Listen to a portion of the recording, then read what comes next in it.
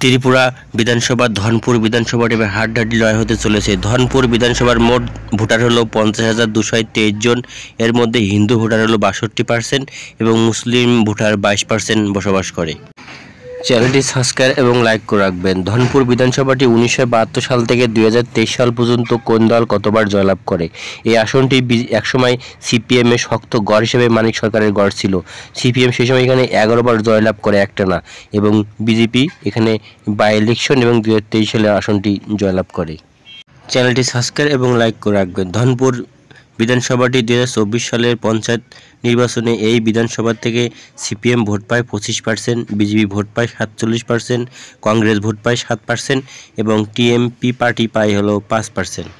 চ্যানেলটি সাবস্ক্রাইব এবং লাইক করে রাখবেন। 2018 সালের বিধানসভা নির্বাচনে এই আসনটি জয়লাভ করে মানিক সরকার। তিনি ভোট পান 22,176 ভোট, 54% ভোট পায় এবং বিজেপি ভোট পায় প্রতিমা ভৌমিক ভোট পায় 16,735 ভোট, 41% ভোট পায় এবং কংগ্রেস ভোট পায় 832 ভোট এবং তৃণমূল কংগ্রেস ভোট পায় 392 ভোট। অর্থাৎ এই আসনটি 2018 সালে সিপিএম জয়লাভ করে 5,441 ভোটে।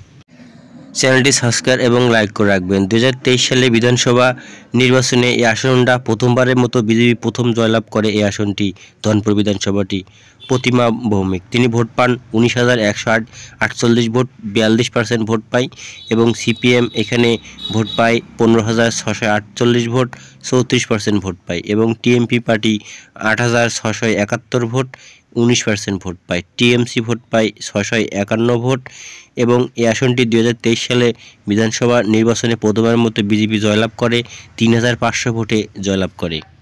চ্যানেলটি সাবস্ক্রাইব এবং লাইক করে রাখবেন। 2023 সালের বাই ইলেকশনে এই আসনটি পুনরায় আবার জয়লাভ করে বিজেপি বিন্দু দেবনাথ। তিনি ভোট পান 30,017 ভোট, 71% ভোট পান এবং 28% ভোট বৃদ্ধি পায়। সিপিএম ভোট পায় এখানে 11,146 ভোট, 26% ভোট পায় এবং এই আসনটি 2023 সালের বাই ইলেকশনে প্রতিমা ভৌমিক যখন এমপি নির্বাচিত হয়, এই আসনটি খালি পড়ে, আবার পুনরায় বিজেপি জয়লাভ করে। এখানে 18,871 ভোটে বাই ইলেকশনে 2023 সালে জয়লাভ করে। অর্থাৎ এই আসনটি 2027 সালে আবার 28 সালে যে নির্বাচন হতে চলেছে হাড্ডাহাড্ডি লড়াই হতে চলেছে। দেখা যাক এই আসনটি কোন দল জয়লাভ করতে পারে।